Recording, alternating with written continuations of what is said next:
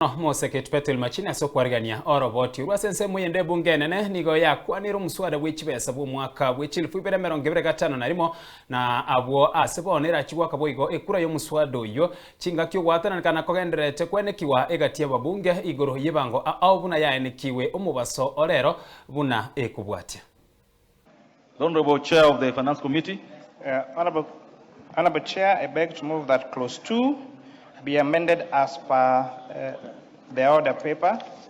Honorable Speaker, this particular amendment is seeking to clarify that when it comes to distribution of software, they do not constitute royalties in line with international best practice.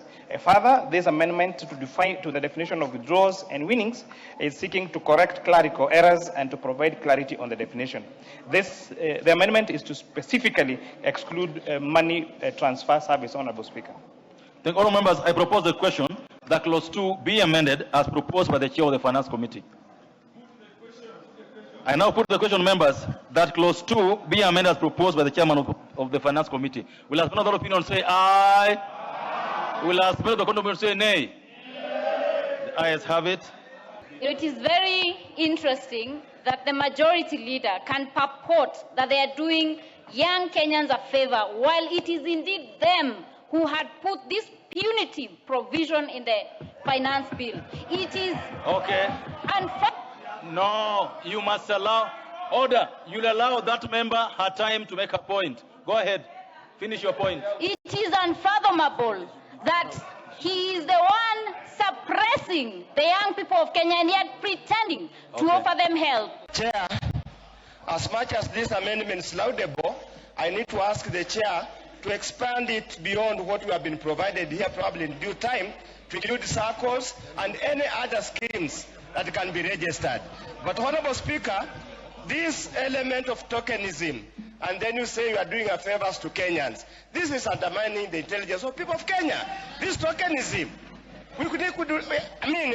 if we had not taxed them so highly, housing, they would not be bothered by this tokenism that we are providing here. Honorable Wandeto, who is a very well-schooled person, said that I'm inciting Kenyans.